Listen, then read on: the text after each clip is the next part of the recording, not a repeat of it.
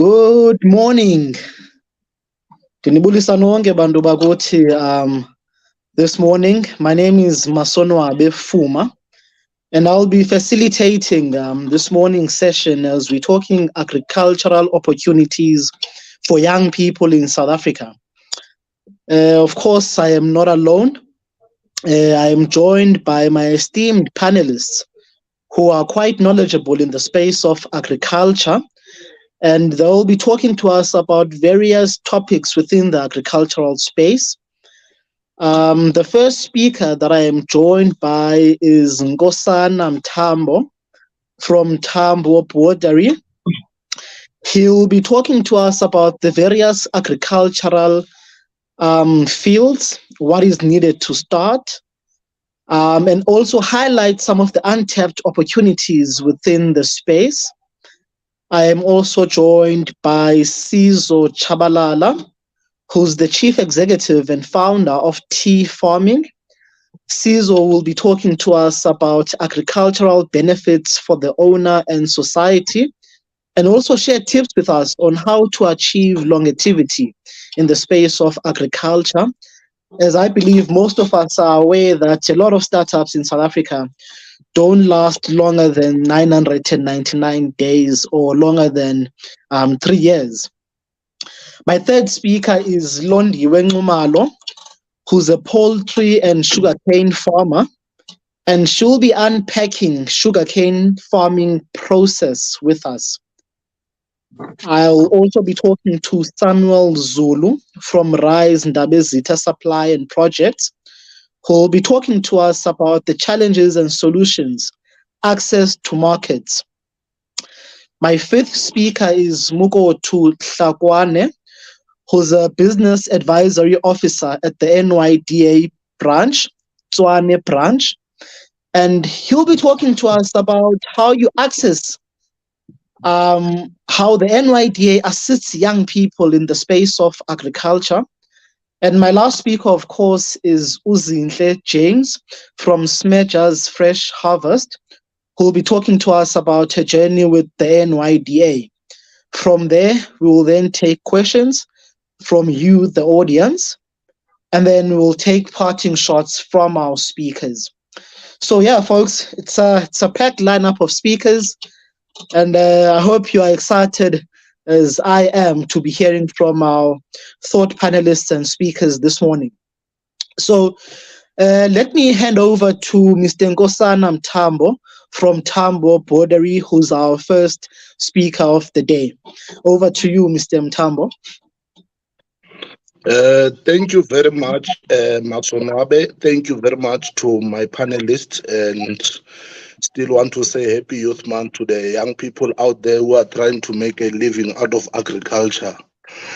Like you've introduced myself, Nkosana Mtambo, and well, I want to first introduce myself. I didn't like the pronunciation of the company. It's called Mtambo Boerdery. It's Afrikaans, you know. As a rainbow nation, we need to diversify and not only name our companies in one language. But yeah, well, today just want to be speaking about agro-processing. Well, one of the markets that I feel which is untapped is South Africa in Mzansi, because I feel there's a lot of opportunities, especially in the agricultural sector. Speaking from where I am, I remember when I was studying in Indonesia, Jakarta. This is one of the countries that is sustaining and surviving out of agro-processing. And I feel as South Africans, we are not doing much in terms of the field agro-processing. You should remember one thing. We would plant a product, and once the product is finished, it will be exported to other countries. Why not in our country? What is currently happening, I will make an example.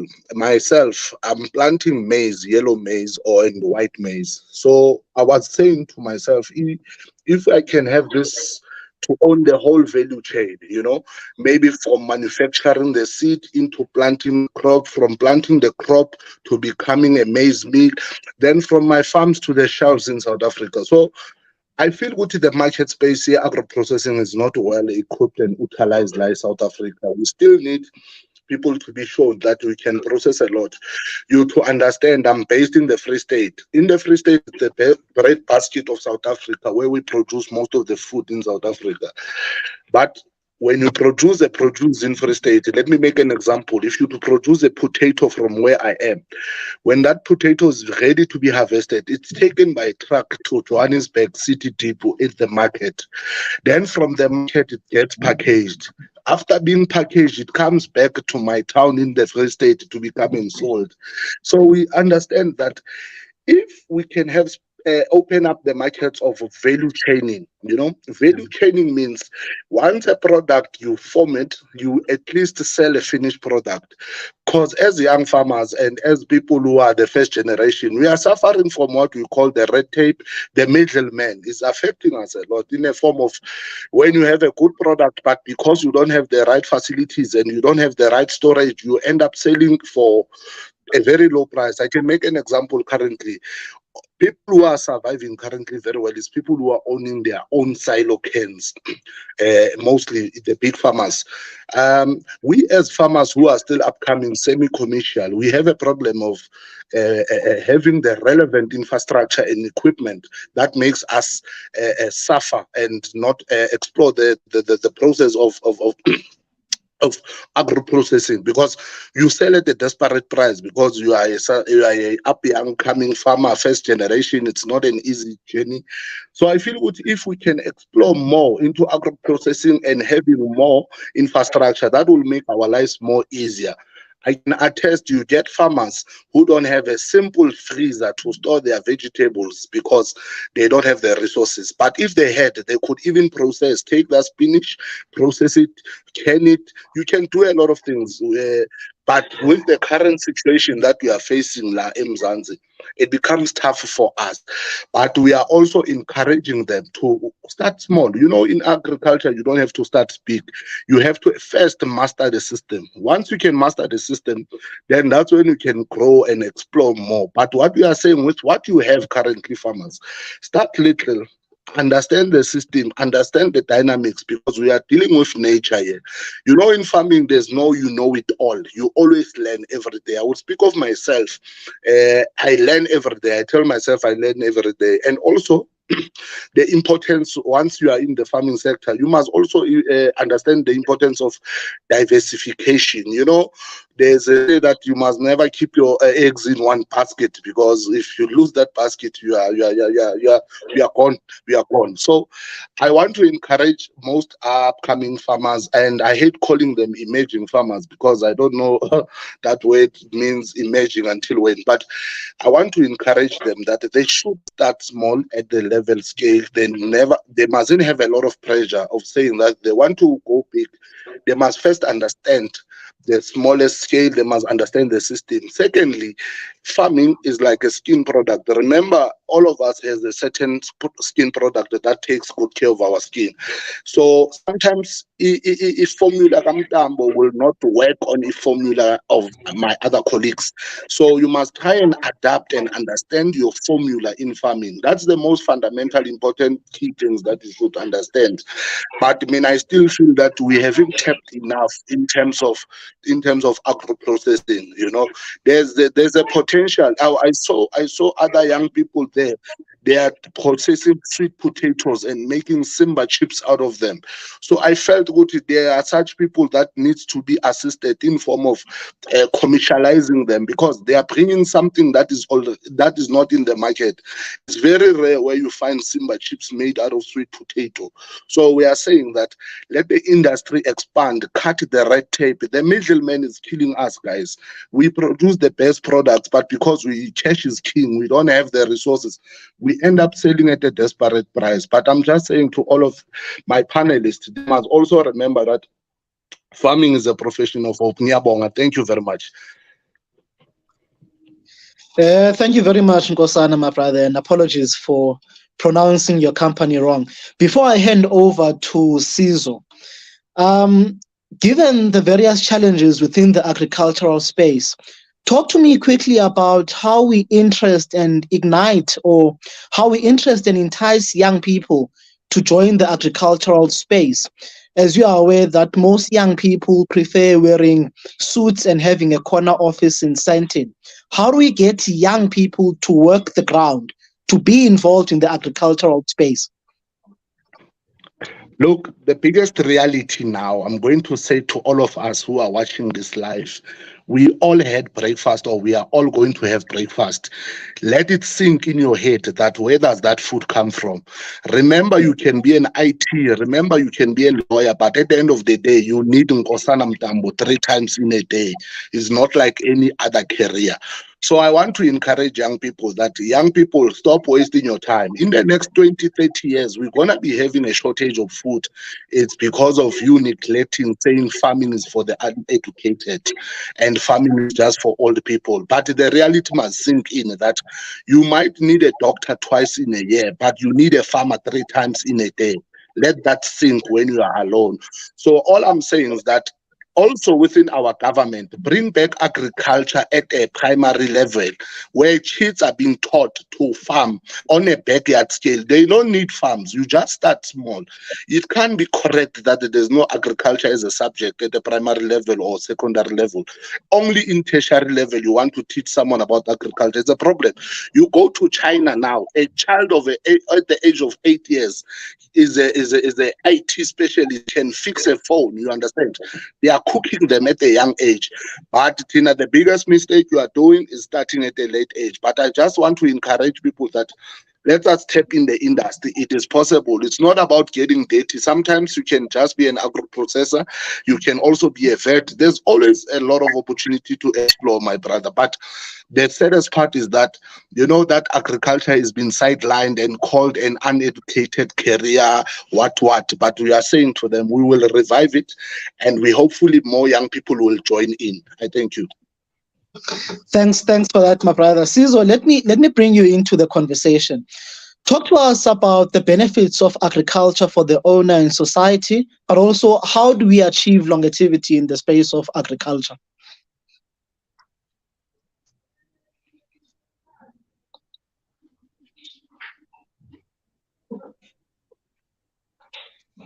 Sizo, please unmute your mic. Turn on the mic. Oh, thank you. Good morning, economy builders. So thank you so much for the opportunity, you know, to share the little information, you know, that we have an understanding of. So with me, you know, the part of relationships, I think it goes back to what Nkosana was saying, you know, the part of starting small. So there's an advantage. There's a big advantage in starting small, you know, in understanding the vision of what you want to achieve.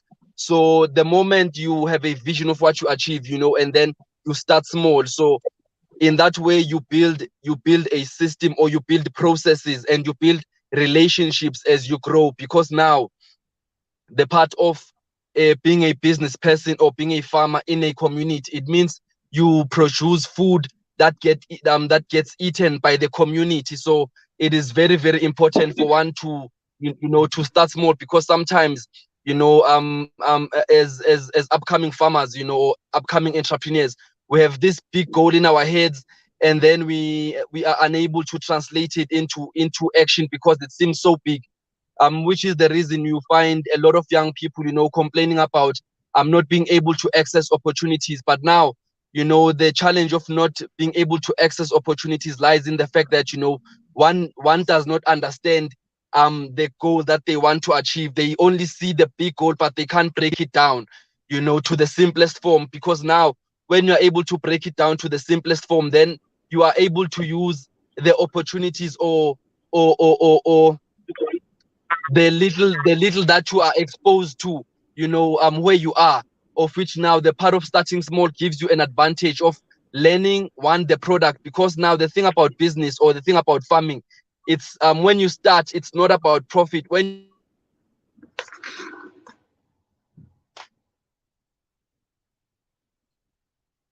And this part, you know, it kills so many businesses, which is the reason so many businesses are not able to get to the 3-year mark. You know, it's that they don't understand the fundamentals. They don't understand the basics of the business. So it's very important, as startups, to start small. Starting small, it gives you so many privileges. It gives you, when you fail, when you start small, you tend to learn rather than, starting big, and then when you fail, you just give up because you've put so many resources and so much energy. But now, when you start small, it gives you the advantage to fail fast. You fail, you learn, you fail, you learn, and also it gives you an advantage of getting mentors. As you are doing, you get exposed to other people who are also doing the same thing. I will give you an example. If you are in music, or if you've never played an instrument, and if you've never played an instrument, you think that in your area there's no one playing music. But the moment you pick up a guitar, you start playing a guitar, all of a sudden you meet someone who plays a piano, you meet someone who's a vocalist, you meet someone who's a drummer. So what I'm saying is that, when we start small, we get exposed to opportunities. So I'll give you an example. In my case, so I've failed so many times. We failed so many times in this space, but because of the relationships that we have formed with the local community, with the local business people, we are able to access opportunities, that we would have never gotten exposed to if we had not, started the way we started. So there's a big advantage in starting small. It gives you, the clarity of what you are supposed to do and how you have to handle, that product, and how and where that product is supposed to be going after you produce it. Of which all of this clarity and the starting small, it then gives you, the part of the longevity. The longer you can stay when you are able to start small. It gives you an advantage, of having the foresight, of where you have to go. So I think it's something that a lot of entrepreneurs, a lot of startup entrepreneurs, they ignore. They want to push the "I did it myself" agenda. And the truth is that, in with the other races, Indians and the Afrikaners in farming, their advantage is that they work as a unit. It's not about individuals. They work as a unit, of which I think it's something as a majority of, Black South Africans. It's something that we lack in the rural areas and in the township. The part of collaborating. I think it's something we have to be. It's an agenda that we have to push in terms of building relationships. I mean, I'll give you another example. There's a young entrepreneur who's pitching today. There's a competition in ML. He's there pitching today. So we kept on working on his pitch, and that pitch, it's a pitch I've did years ago, and I won it. So now, he has access to me. He calls me and says, can you help me with 1, 2, 3, 4, 5? How can I, structure these things? So, the little knowledge that I have now, it's beneficial to the young entrepreneurs that are coming up, who have access to me, who, are able to write in my inbox, or just, call, or, come to my house and say, man, can you help me with 1, 2, 3? So I think, the part of, long-term business lies in relationships. And before the relationships, the clarity of the vision that the entrepreneur has. We have to be clear with what we want to achieve. When we are clear with what we want to achieve, then we are able to break down the goal or the vision in terms of, okay, if this is the end goal, so my first step, where must I first step, to move forward? Who can I call? It gives you an advantage of planning, using what you have immediately, because sometimes a lot of startup or a lot of entrepreneurs, young entrepreneurs, they have a tendency of thinking that there are no opportunities, whereas there are opportunities, but they are not seeing those opportunities because they are seeing they are too close to the big goal. So they have to step back and then brainstorm on what they have immediately in the community, in the municipality, in terms of what do I have, what resources do I have now, who do I know, and then what information do I have to access, what information do I have, what information don't I not have, so I think that is one part that that we as entrepreneurs are are supposed to be benefiting the community with. And also, the part of entrepreneurship, man, I think one of the biggest parts is that entrepreneurship is not so much about the product or the service. It's about the management of self, the management of self, the management, in terms of money, in terms of time, in terms of relationships. So it's self-development. Entrepreneurship, the biggest and the most advantageous part about entrepreneurship is that we get to build ourselves. And when we get to build ourselves, without any corruption, without any, negative influences, then we become beneficial to the community, based on the knowledge that we have. So I think that is, apart from money, apart from, every secondary other thing, the primary benefit of being an entrepreneur is the part of self-development, being able to be a better citizen in the community. So yeah, I think in conclusion to what I'm sharing, I think we really have to invest more in understanding our vision, understanding and being clear. We have not because we ask not. So we have to be clear with what we want, how we want it, where we want it, and then attack and then build relationships, because from starting small, the bigger community sees your efforts, and then they want to help. I mean, right now we produce eggs and then we supply a couple of shops around my area.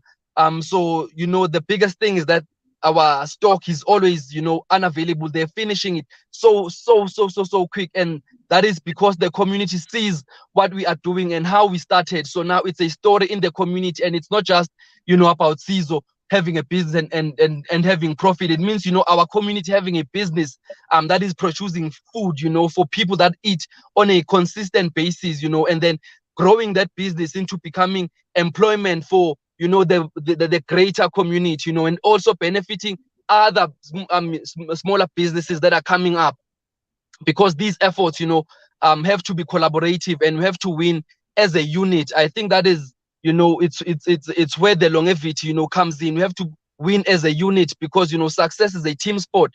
It's a team sport, and that we cannot, it's something that we have to be we don't have to shy away from. That success is a team sport. We get to where we get to based on the people that we know, and people who are constantly helping us. We are constantly falling, consistently falling, and there are people who are consistently helping us to improve, and I think that is where longevity comes in. The people that constantly say, "Caesar, no, you are making a mistake there, take this, or you are doing this wrong."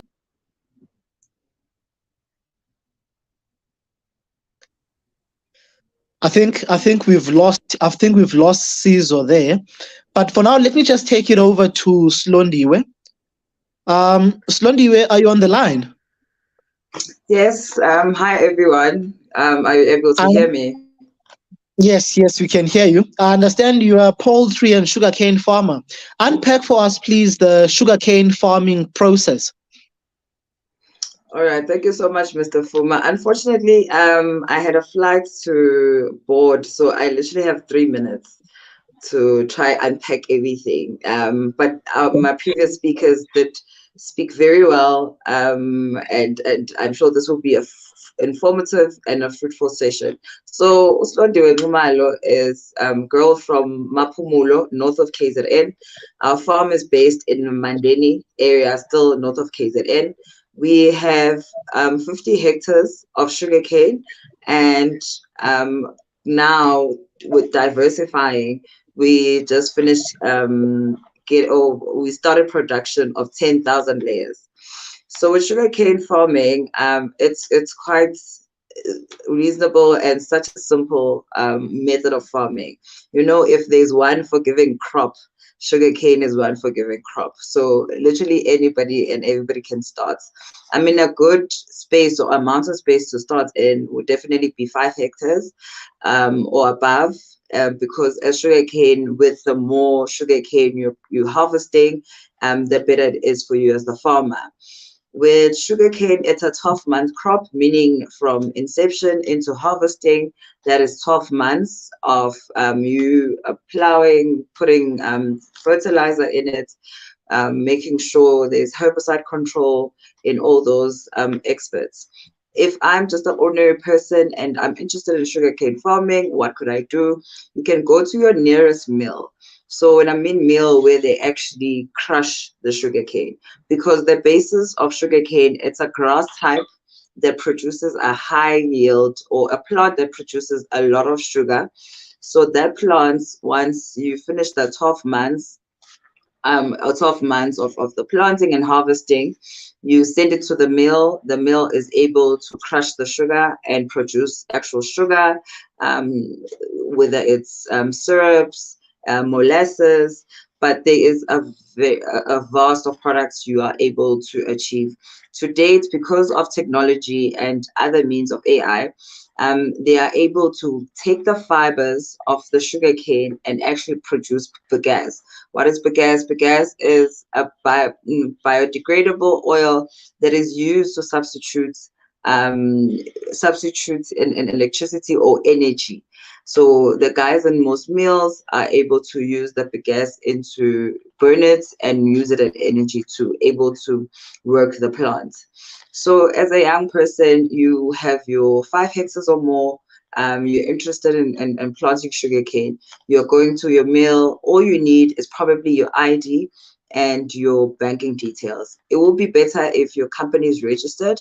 Then you need your ID, your company registration details, your SARS, and all the few other documents, and most importantly, proof of that the land is leased to you or the land is belonging to you, a title deed. Once you have those elements, they are able to assist you, put you in a program to teach you basis, to put you in a program and teach you basis of sugarcane, and how to produce it, and if it's, because it's important to have training when you are going into farming. So after they train you, they'll be able to register you, help you with the seeds and other inputs, products with fertilizer and herbicide. They're able to assist you with that. You get someone who's an advisor who can come and actually help you on the farm. So it is that simple to be a sugarcane farmer. Once you have the process starting, everything is easier. But ladies and gentlemen, I hope you have an enjoyable discussion. I have to go.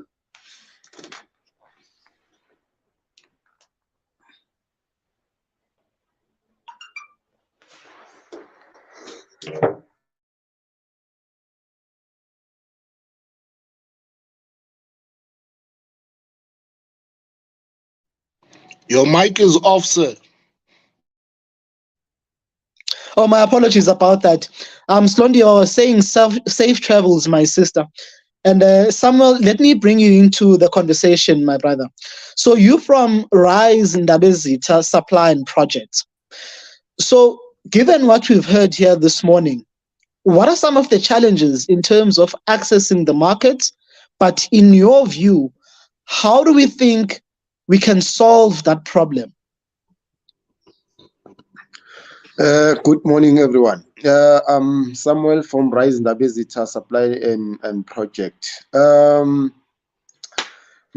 Sir, what I can say in terms of access to market, it's very difficult as a young or a black farmer, also a youth, to get access to market. In South Africa, I think we have 5 major fresh produce markets that are based in Johannesburg, Cape Town, Tshwane, and other ones. So there's some criteria where you have to follow in order to get that access or on that market. As well, even in local, it's sometimes difficult to take your produce, especially if I can make an example. I don't know, is it permissible to say that if I can have a produce, I have to take it to ShopRite? It's not easy, as you know, like a black farmer. There's some criteria or procedure that you have to follow, and you must have also some accreditation in order to sell your produce. From my side of view, I believe in myself. Whatever that I do, and whatever that I produce.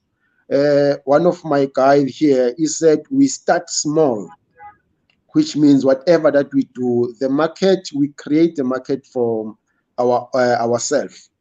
So you produce your own crops, then you go to the, especially to your local informal market. Informal market, it's where the money is, say, compared to a formal market, and you create your own space. Because if you can take your produce and want to sell it on that major what you call market, you'll never get whatever that you're expecting or create more profit. So it's very difficult for black farmer to sell their produce. So from my side of view, before I continue, I would like to thank some of formal market, especially Spar and Boxer supermarket, are the ones who are supporting the black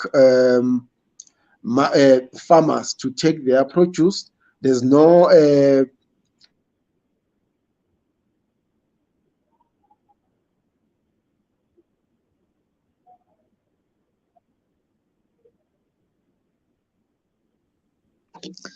Samuel is having a network issue there.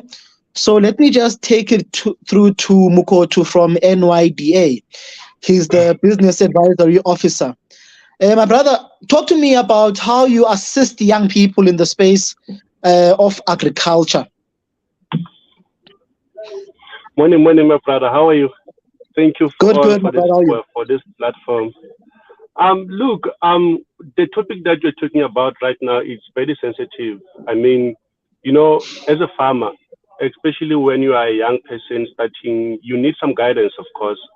So, meaning you need both financial support and non-financial support, right?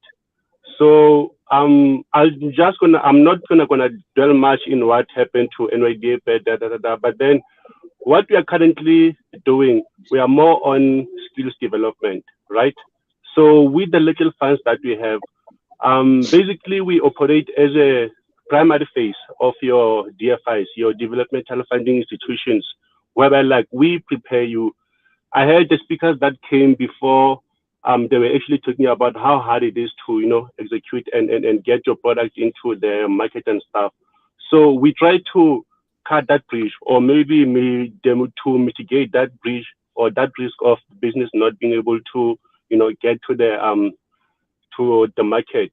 So we actually help them with funding. It's called the grant funding. Obviously, the expectation of the fund is not to be repaid back, but then is to develop farmers in the sense of, we don't actually buy them a land. We have partnered with the institutions like your land bank, your municipalities, your rural, and where like they will actually lay that platform for you to get the land, and then whether you lease or not. But then what we do asset funding. We will actually assist you to get to those equipment that will actually help you to kickstart. In a sense, let's say if you want to get to Johannesburg, we can actually get you to Midrand. We actually give you that half tank so you can be able to push yourself, right? So it means our funding can actually start from 1,000 to 250,000. If you come in the form of cooperative, first time we can actually fund you for up to 250,000. But then here's the deal: we don't actually give you money to go and you've seen what happened in the Umsobomvu days, where like young people were actually giving 5 million, 2 million and stuff to start their own businesses. None of that, or maybe 50% of that happened. So we pay straight to the supplier to mitigate that risk of, you know, business failing. Right? Are we still together? So what we actually do again, except for funding, the speaker that actually, there's a gentleman who talked about that what we actually need is not entirely funding, even the methodologies. Let's say maybe you need more than our 250. We can actually help you with the viable business plan, the lucrative one, right? With the projections of more than 10 years, 5 years, depending on the magnitude of the business that you want to start or grow, expand and stuff. So we will actually get you the business plan free of charge, accounting system free of charge, even the mentoring. Because like what I've noticed in my experience is that what we need is an upper hand, right? Guy who will actually take your hand and say, okay, don't do this, do this, do this, do this. So we can actually take you through our 2-year mentorship program at no cost with the industry specialist who will show you on what to do to cut the corners. So as NYDA, how we actually help out is that we do the monitoring and evaluation and check if whether you and the mentor are doing what you are supposed to do. And then the other program that I want us to get into is called the market linkage. The other gentleman spoke about the spa and the boxer, of which I'm also alluding those 2 companies. I mean, even the Tshwane market, because I'm actually based here in Pretoria, Tshwane. I'm a business advisor here. So they do take, the problem that we are actually challenging is a capacity issue. So we normally group them in a form of, 5 companies so they can be able to meet their requirements or the capacity issue. Because, going there as a one business, they will need about more than 8 tons, of which it won't be easy for one to, do that. But then if you come in a group of 5, then you will be able to meet the needs. So we don't actually expect small business to be able to meet that. So we check the type of commodity that is needed by the market, prepare a client, make sure like a client has those minimum requirements, even the, because like, look, if you take a chicken to Woolworths, they will want your chicken to be in a certain standard, right? So we check the requirements first and prepare a client to be able to meet the requirements so they can actually put their products on the shelf, whether it's in a form of consignment or they buy on a request. But then what we need to do is for our mandate is to make sure that the client is developed, the client is actually ready to tap into the market. And then except for the funding that we actually provide, as I've indicated that like this value chain, it needs any help. Even the payroll systems, we can actually assist the clients with even the methodologies such as financial systems and so it depends on a request, right? So if you don't have, we go and outsource on behalf of the client at no cost. So as long as you are between the age of 18 and 35, you are aspired entrepreneur or you have the skills or you want to become, look, even if you don't have the skills to become an entrepreneur, we start you from scratch, we cook you. We have a 5-day program called the Business Management Program, right?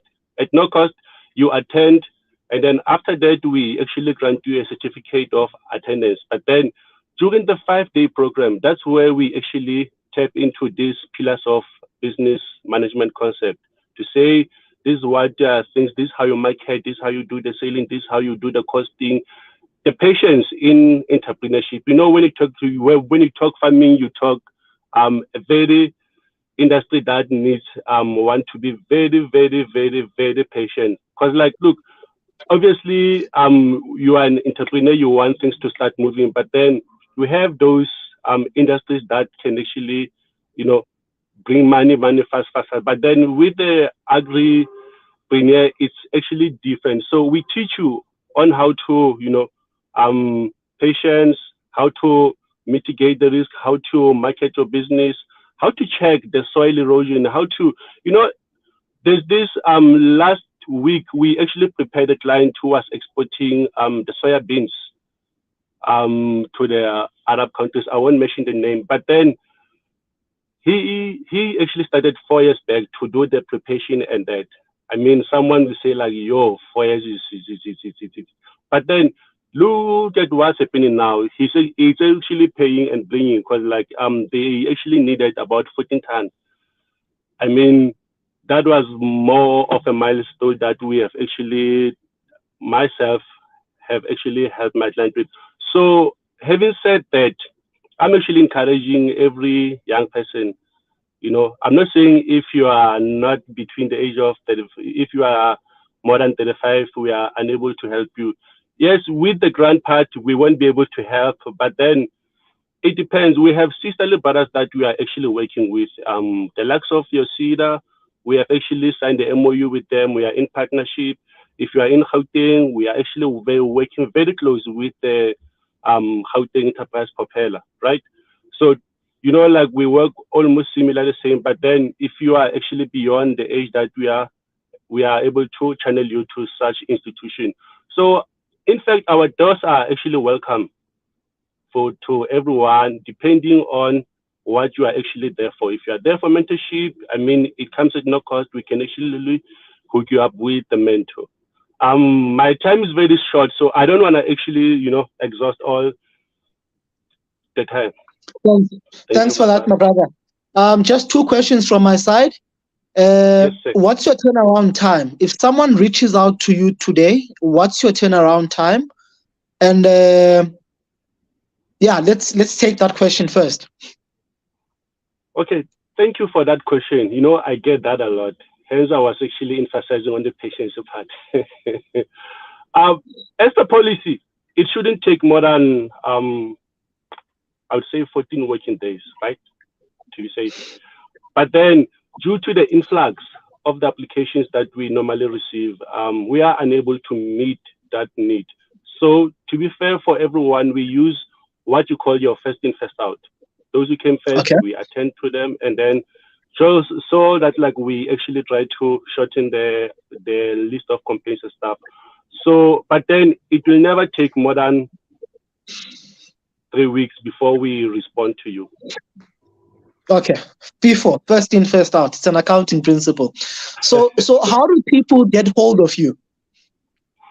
Okay, it's easy. We have a website, you know, NYDA.gov.za, and then if you need our services, you can go to arp.nyda, right? You can access our services there.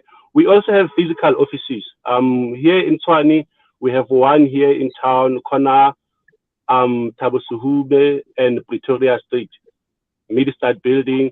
We have offices in Joburg. There's one in Eastland, all over South Africa. So if you need any assistance from us, you go to website, just type nyda.gov.za. We also go to an extent whereby like we do the outreach program. We go to the clients who are unable to access us, especially those ones who are in the rural development, right? We do more like an awareness.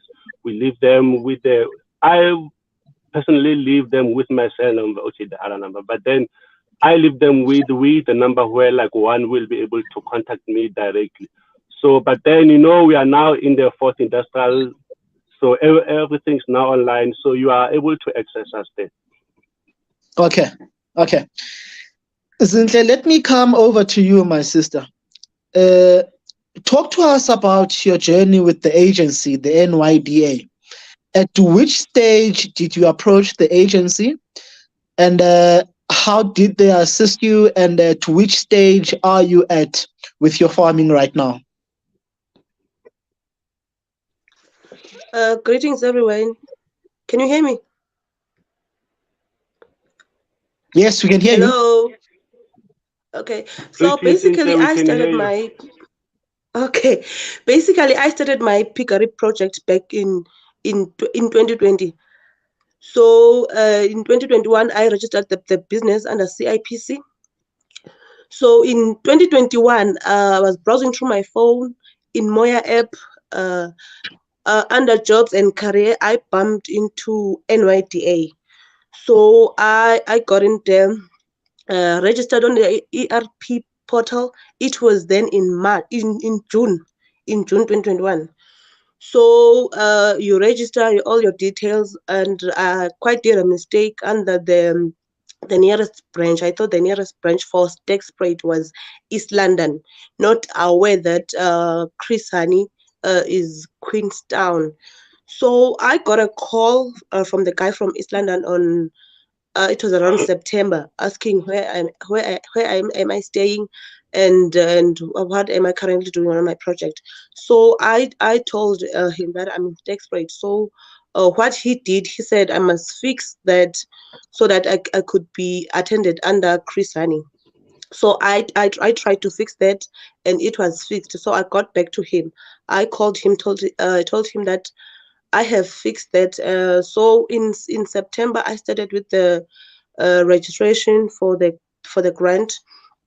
Firstly, I did the what do you call that assessment that you firstly do. So I did the assessment on September, and then it was approved. I got an email that saying that I can proceed to apply for the grant. So I got the grant requirements, the grant requirements through the email, what they required. So I was falling under a threshold 2, which starts from 10,000 to 50,000. I did have my certified ID copy, proof of residence, CV. They need 6 months personal bank statement and also the business statement. So I already had a business bank account then. And then they also need the BMT certificate. So I didn't did my business training under NYDA. I studied human resource management at Ikala College. So we did had an entrepreneurship business management subject, of which I did. So I used my certificate, my N6 certificate for that business. So also the supplier quotation. So I sent my quotations to Green Pigs SA, since I'm in the piggery industry. I tested Ngumalo asking for their quotations. Also the bank details of the supply, because NYDA doesn't pay straight to you, they pay straight to the supplier. So I emailed Ngumalo, they replied with their details, and also the proof of business registration. So I attached my CIPC certificate and also the NYDA business bank, also the NYDA business plan template. So I filled in that, like it took me only 2 days, I think, like, because I had all the documents with me then. And then in October, I got an email that NYDA is going to come for verification to check whether the business does exist or not. Okay. So no CPO came for the verification in October. Come November, I was called to sign for the grant. My grant was approved. Like I got in every week, in every month. I mean, I got an update from the NYDA. So that was it. And then in January, the 26th of January, I got a call from the Green Pigs SA saying that the NYDA, the funding has paid. They have been paid. So I was like, really? In December they closed. It was approved in November. December they closed for the holidays. January the suppliers were paid. So I arranged the transport to go and fetch my pigs at Green Pigs SA in Gauteng. And also I called OVK, because I also made a quotation for the feed for the pigs at Alwa North Branch OVK. So I called them. Oh, what they needed was the proof that they did pay. So I asked from the NYDA to email me the proof that the supply has been paid. So it was just that easy. February, since the funding paid on the 26th of January. On the first week of February, I just collected my pigs at on Green Pigs SA. I was given 47,000 of funding. 27 went to the pigs, and 20,000 went to the feed supplier. So NYDA really helped me, because I now have a very nice commercial breed. I got 4 Duroc breed, 3 sows of the Durocs and 3 sows of the F1, and also the Duroc ball, making 7 pigs. Also 35 bags of feed from NYDA, as well as the vaccines. So that's how I benefited. The project is now growing very well. And that I got, 5 of them are currently pregnant. The 6 sows that I got from Green Pigs SA. So at the moment I'm basically expecting those piglets be starting to give birth now in July. So everything is growing well. NYDA really helped me, and the process was very fast for me. I don't wanna lie. So yeah, that's it. That's been the journey for me and NYDA. Thank you. Thank you, Zinhle Sisi. I'm actually from the Chris Hani district. I'm from Ekomani, so I know Stack Spread quite well. Are you currently supplying anyone? Are you in the commercial phase or are you still in subsistence farming? At the moment, I'm not supplying anyone. I'm still selling from home. If I have slaughtered, I just package my pork and then sell locally. And especially I advertise here on Facebook. That's where I get like 90% of my customers. So, but basically, I'll be. I've got a piece of land, of which I'll be moving, be able to build bigger structures, so that I can be able to supply local markets. Thanks, Zinhle. Let me maybe just chip in onto the question of access to markets. So what is a market or what is an economy? So I guess a market would be a place where I come to Nkosana and I say, I'm looking for spinach. I give him 20 rands and he gives me a packet of spinach. That's a market, right? That's an economy. So how do we then answer this question of access to markets?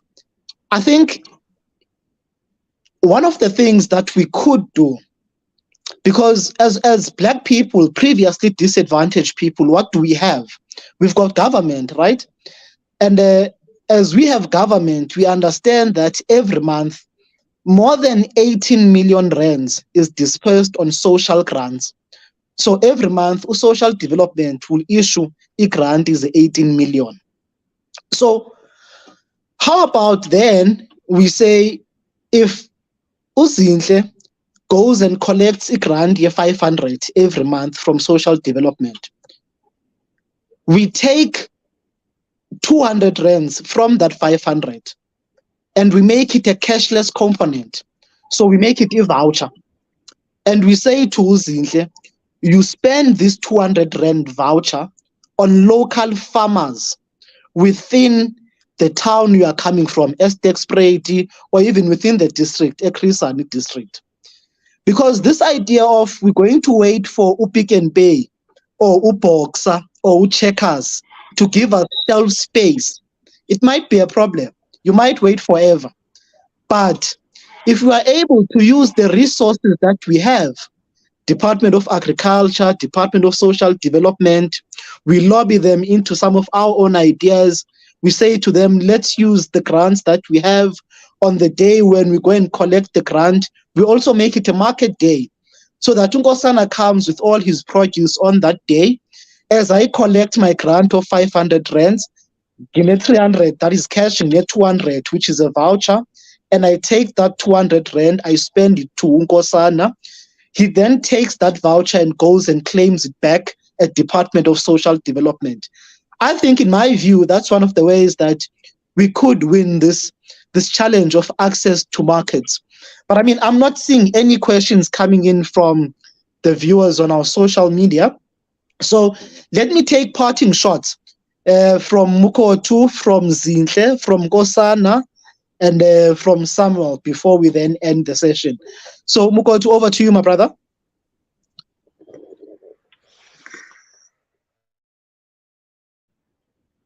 Oh, my apologies. Network is bad. I didn't get the question. Oh, before that, I think there's a question that's just come in from Tabang Mongwe. Tabang is asking, for someone wanting to start planting and selling house plants, what advice can you give to them? And unfortunately, in the township, which is a limited space. I think, Nkosana, let me hand that question over to you, my brother. No, thank you very much for such a great question. Look, Tabang, first of all, you must do what we call a research. And first of all, before you do anything, you do a research. This is like when you're building a house. Probably you know that your foundation must be solid more than anything. So the first thing Tabang must just do is that check. You know, there's a say that if you can't handle 100 rand, how can you handle 10,000 rand? Tabang, you don't have to say your space is it's small behind your backyard or what. There's hydroponic. You can take those 2-liter bottle cans. You can cut it in the middle, put in your crops there. Check if whether you are connected to nature and you love what you're doing. There's never such a thing as small place. I know a guy who's doing very big in farming, planting cannabis in a bedroom space, doing very good. So for someone who wants to start selling ekasi, I think you can start doing the research here.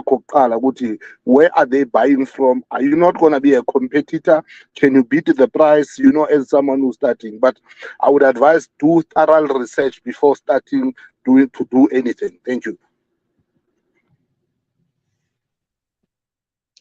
Thanks for that question, Tabang. There's a question from Uviwe, and Uviwe is saying, I have a 5-hectare piece of land. I would like to know, how do I map it using the latest technology? One of the reasons is that where I am applying for funding, they want it as a requirement. So, Mukotu, can you help us with that question?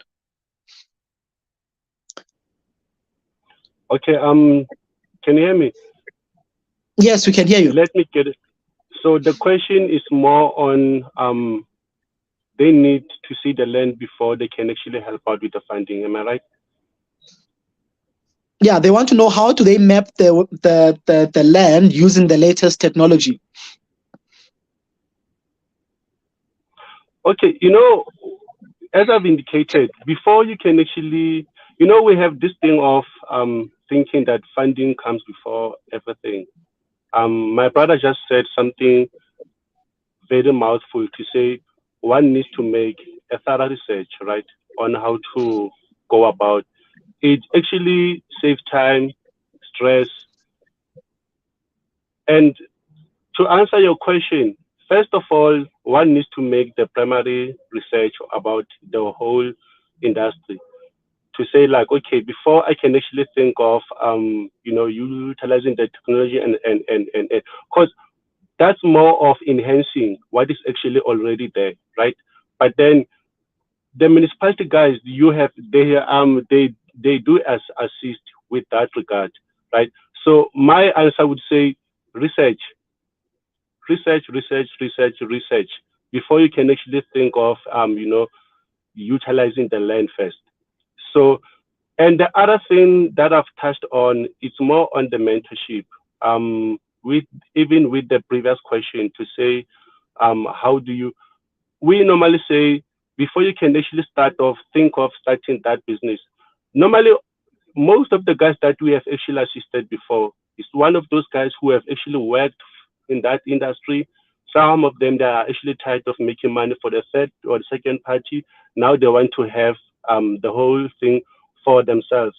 So it means you will actually come with that experience. You are now able to substantiate your experience with regard to that type of business. So research and experience. I know we're actually working with young people who don't have that much of an experience, but then one can actually go and volunteer in such a business and see, like, how is the whole show ran, or how is the whole show being, done before one can actually say, like, into such particular business. So my answer is that it's research, my guy.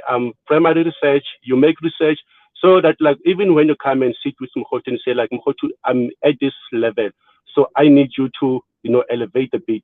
So we are now able to assist each other. We save time, right? So it's more on a research, my friend. Thanks for that, my brother. There's a question from Mamposa. Hello, everyone. I would like to ask, like Cizo said, we have to build relationships like other races. How can poultry farmers engage with markets around Mpumalanga? Cizo?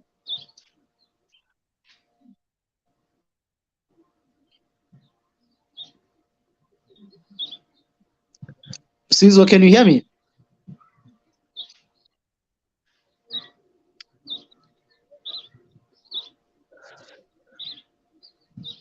Okay, we'll come back to Caesar. There's another question from Marcy Tole. I think this is for you, Mukhotu. Smar says, is it possible to get the grant from NYDA if you only have a business plan?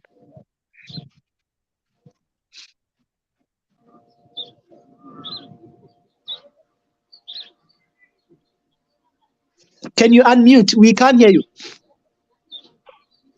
Oh, apologies.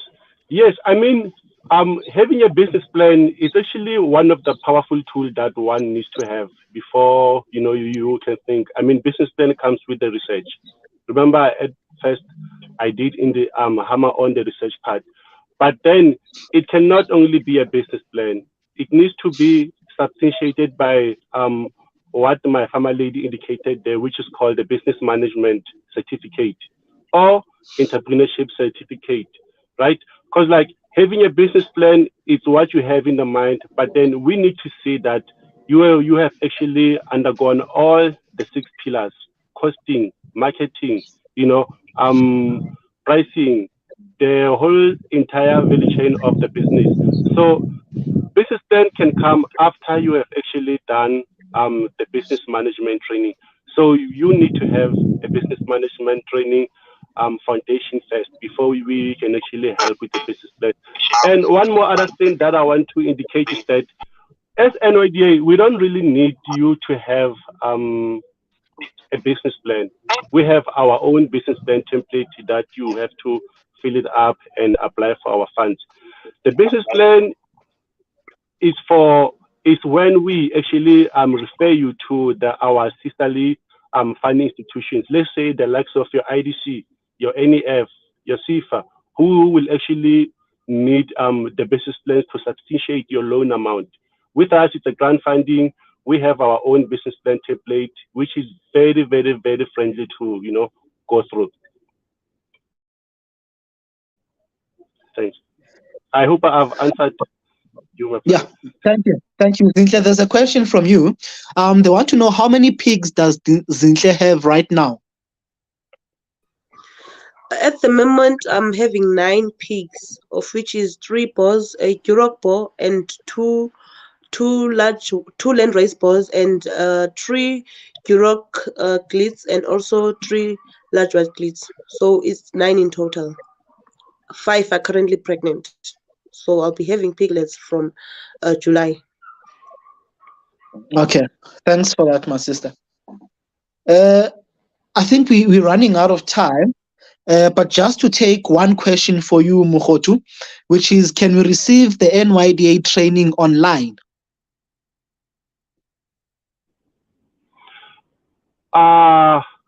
It's one of the processes that we are actually partaking into to go online.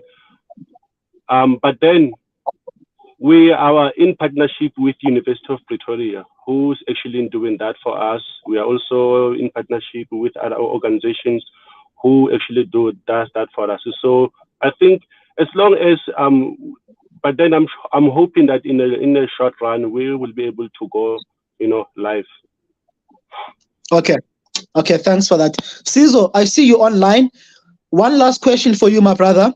There's one participant who wants to understand, how do we build relationships as Black people like other races do?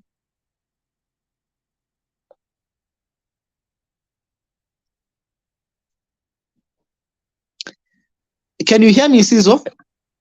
Yeah, I can hear you. I'm not sure if you can hear me. Yes, we can hear you. So with me, so it is very important to identify the people who are important in your journey, and then you just go to them and then you ask for help. I think it is as straightforward. I think it's something that we think it's not something as difficult as we think it is. You just go to the person and then you ask for help. That is how me personally I've been going about doing my business, in terms of I identify a business person who I feel is important in my journey, and then I just go to them and then I ask them about advice in terms of business. not going there on a first-time approach and then you just ask for money. I think a lot of startup entrepreneurs have the tendency of just, going to your inbox or going to that person who is in business and then they just ask for money. So it's like, no. There is something, business is not just about money. So it's, asking how to do things in business, it makes you build more relationships, and then later on, if now your business, is facing some challenges, is facing some financial challenges, then it's easy for you to get help, to get financial help, from any other business person who you where you've built your trust or who you've built your trust with, So I think just going to the person and this thing is funny because, as young boys, we are always making on or courting ladies, but now when it comes to business, we don't use that same strategy in terms of going to a person and asking to get to know that person, in terms of in a business level, can you show me the way? I'm Sizo Shabalala doing 1, 2, 3, and 4. Can you assist me with this? I don't understand this and this and this. So if that person is able to assist you, they will assist you. And if they can't assist you, don't take it personal, move on to the next person, don't get angry that you got rejections. Like, no. Simply appreciate that the person did not have the time to help you then. So move right along to the next person. So you identify people, not just one person. You go to that one person. If you don't find what you are looking for, you go to the next person. You don't just say, because that person is not giving me his or her attention, and then you simply just give up. No. You move on to the next person, on to the next person. I think when we develop that approach of just going to the person and asking for help, it gives us a lot of courage in terms of in any other opportunity that there is. You simply go to that person who has that opportunity. You ask for the help. Simply ask. Just ask. Thank you, sir. Thanks for that, Sizo. We've come to the end of our session, so let me take some parting shots. I'll start with Mukhotu, and then Samuel, Zinhle, Sizo, and then Nkosana in that order. So Mukhotu, you go first. Mine is to say, like, guys, at the end of the day, the business is actually relies with you. You are the driver, NYDA can actually come and support. It's not actually Mukhotu's business at the end of the day. So mine is to come and support your vision, what you do, and then please make use of our social media platforms. Come visit our NYDA website, contact us in whichever various means that you can, and then we will be able to come and support your business, your baby, and then that's where we can actually mitigate this risk of poverty and business failing. So we are there to help out. If you need to reach out, you can actually go, you can even call our NYDA free toll line, which is 0800 525 252. We have a very friendly call center who will actually take you through and escalate your matters to us.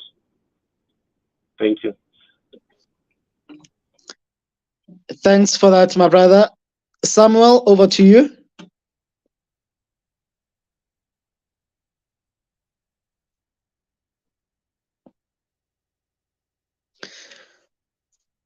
Is disconnected. Okay, Zinhle, over to you.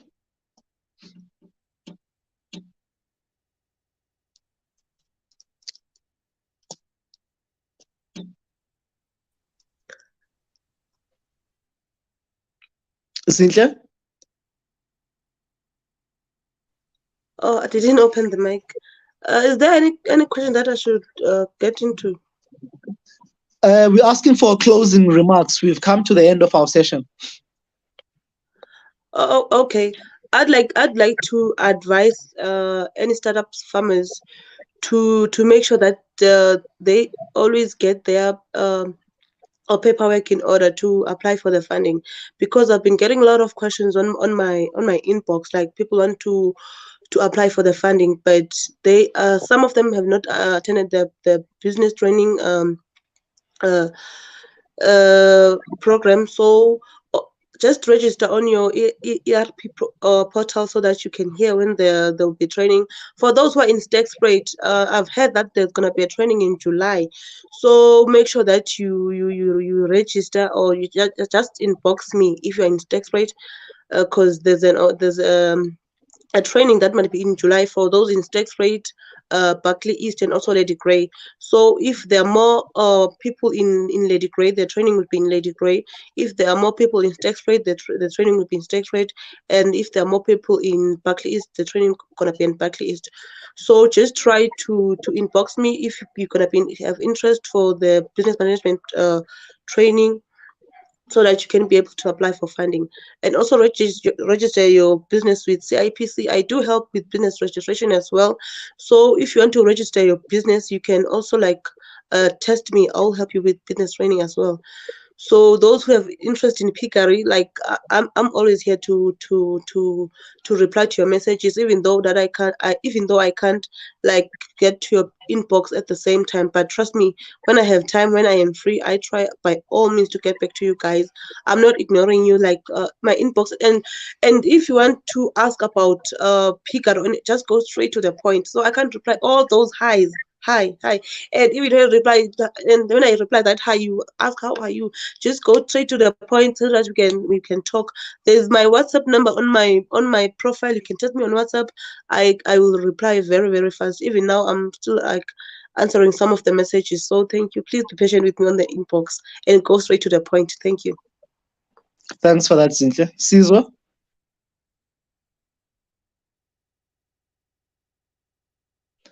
Please unmute. Yeah, so with me, my brother, one of the biggest point that I would love to share with fellow entrepreneurs is that, it's important to realize that the cake is big enough for everyone. The cake is big enough for everyone. Don't have a scarcity mindset, when you are going to the space of business, one. And two, be clear with what you want. When you are clear with what you want, then it'll be easy to identify, the steps that you are supposed to take and the people you are supposed to, communicate with. And three, the agencies, the agencies, what NYDA is doing, is very important. The part of not just giving funding, but giving you the training before, making sure that you earn before you learn. You have the information before you go to the you get to the business part. So before you get to the funding part.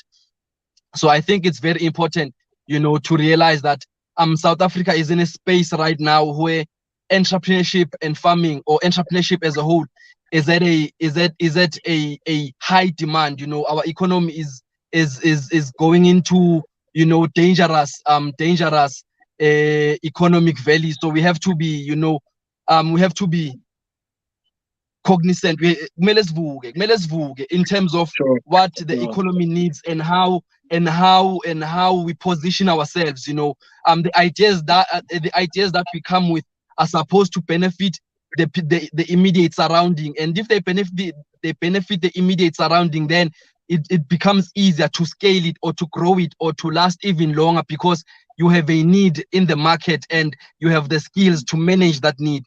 So I'm very much grateful, for this opportunity, this platform to be able to share, from the NYDA side,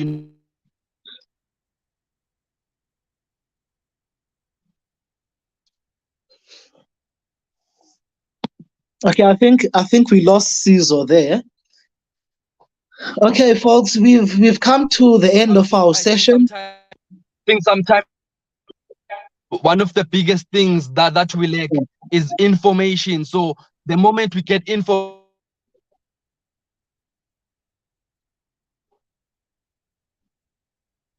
but we grow successful, and our country, becomes the greatest country the world has ever seen. Ngiyabonga amandla awethu. Thank you so much.